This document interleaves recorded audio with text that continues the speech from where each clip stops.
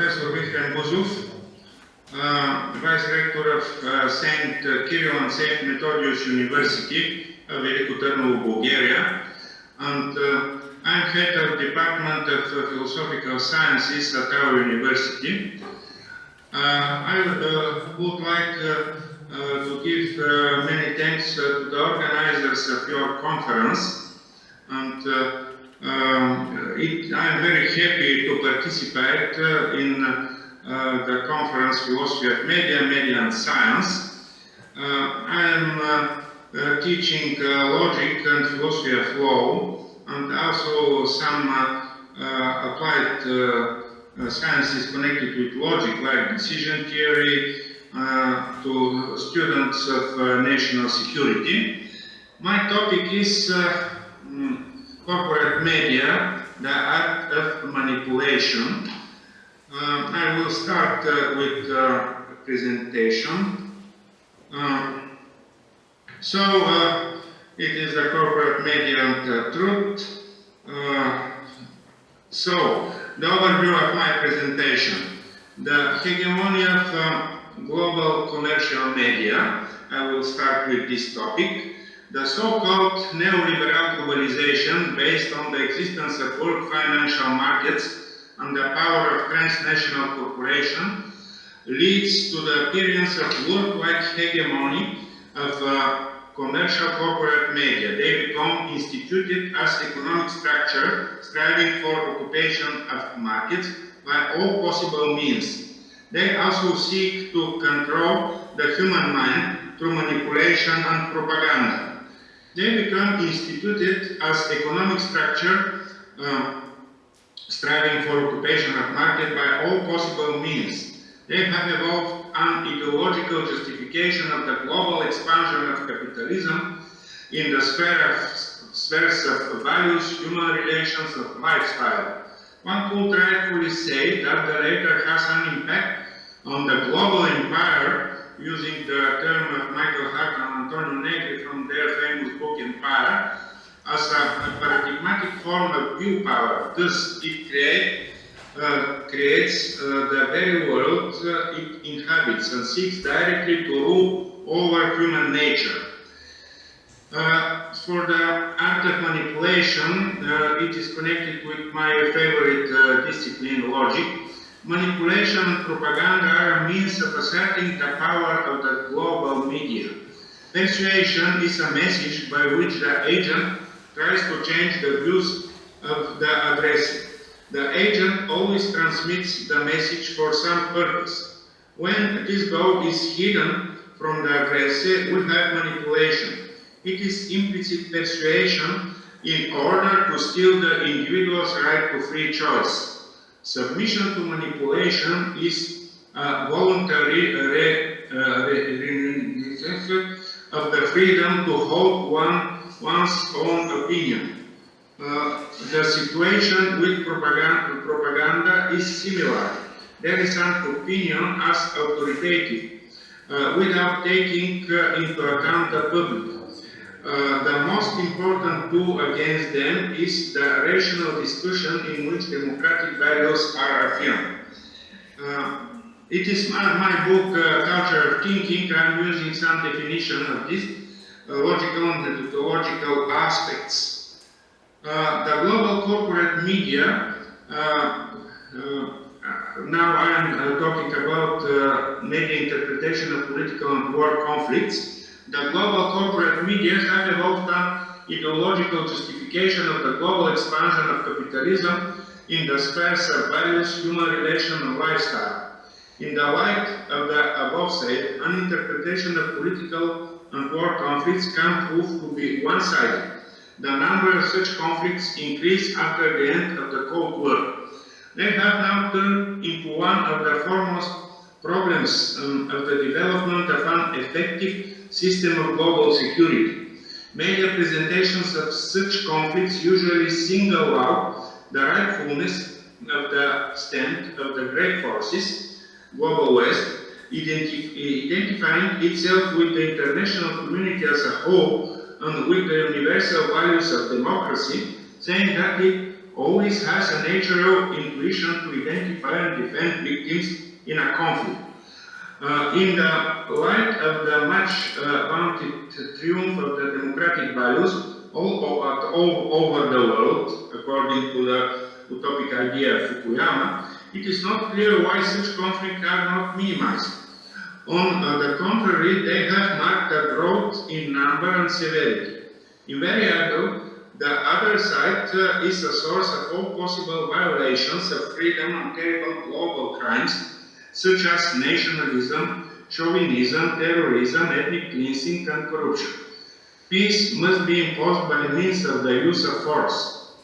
The black and white scheme has been kept viable in respect of the Balkan conflicts ever since the 90s of the 20th century and up to the present day. Media have cropped up in the Balkan countries with activities overtly orientated to the erosion of national boundaries and values, in the wake of propaganda work favoring neoliberal universalism as a substitute. The view that the Balkans as a region of Europe are a dangerous powder with widespread nationalism, corruption and eroded institutions is an omnipresent Twitter in Western mass media. The Balkan region has never been more insecure as a result of the intervention of great powers in its affairs. Propaganda of neoliberal mantras. Now I am talking about economic aspect of hegemony of corporate media. The worldwide hegemony of corporate media has not been the result of an overt aggression, one of the types of conquest. It is not mechanical, not simply coercive, not deceitfully manipulative. It becomes enforced through persuasive political and cultural practices which necessarily require normalized interpretations best communicated to the masses via the media.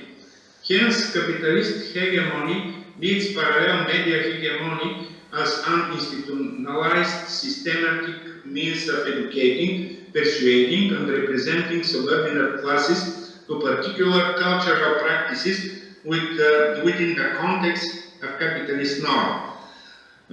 If culture is an ideological cement of society, says media expert Lee Arts, with a Marxist socialist orientation, then to secure corporate interest, capitalist globalization needs media hegemony to recruit, tame, and popularize interpretations, information, and cultural behavior complementary to deregulation, privatization, and commercialization. Values of individualism, free enterprise, and consumptive society are being propagated by means of movies, news comments, insipid messages of electronic media, games, commercial reality shows, and other world formats of manipulated entertainment. There exists some talk about cultural and media imperialism in discussions on the effects of these processes. This imperialism spells out enforcement of values and cultural achievements of one country on other countries. Globalization is the main threat to local cultures and identities. Media imperialism has no national ties. It is an expression of the domination of the empire over the humankind. Referring to phenomenology, one can say that the system outlined above dominates the life world through the work of media. Last topic is apology of the medical totalitarianism. We are living in this situation. The globalist media justify ideologically the restrictions and prohibitions of the current pandemic through which high-tech corporations seek to gain unlimited power. The media present for science only the opinions of the leading experts in the pandemic scenario, like Dr. Fauci in USA or Dr. Christian Drosten in Germany. The real experts are censored. Global corporate media and high-tech corporations are some of the most interested and active agents in expanding the power of elites over states under the pretext of protecting health. The goal of all of them is to collect the money that the states allocate for the victims of the crisis and to take away the power functions of the government. With these aspirations, however, the global corporate elite is becoming a major threat to the security of nation states and societies. The book COVID-19, The Great Reset, Klaus Schwab, Thierry Maleret, outlines a world in which capitalism gets a fresh start or a start by rejecting neoliberal models of profit at all costs and striving for economic growth. Small and medium-sized business as the basis of capitalist progress are a thing of the past. Global corporations, with their cooperation and policy of social responsibility to their workers and customers, will gradually displace nation states. Nationalism will become the backbone of global governance. Everyone will be guaranteed as a basic income from their profits, and people's lives must be digitalized, from food and shopping through work, education and entertainment. Communication with others will remain on social networks to be controlled.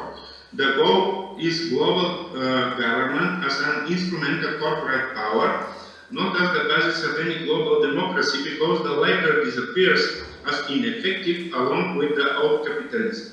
Democracy of the old press-start type will be replaced by the decisions of highly paid experts like Fauci and Dorsten, serving the elite not only in the field of medicine.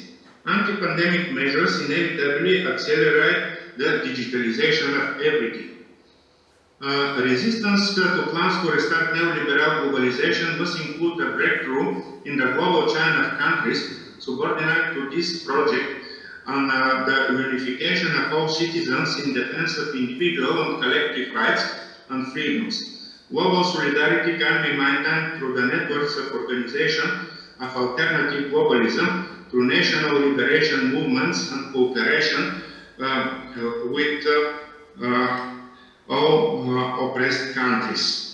We cannot digitalize all services because an economic with robots and with full digitalization is economically impossible. I think a limited percent of some services will be better when we digitalize them. For example, reading and writing and printing books, but not education, because online education, for example, cannot be the more effective than face-to-face education. Thank you.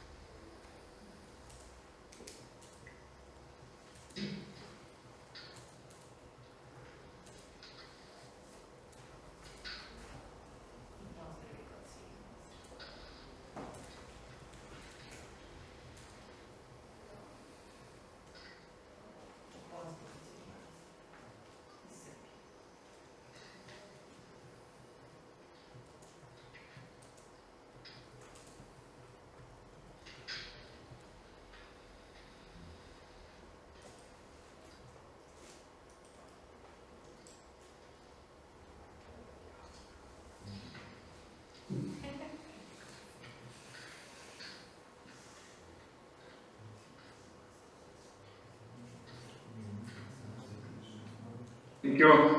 All the best. All the best. Bye. Thank you. Bye.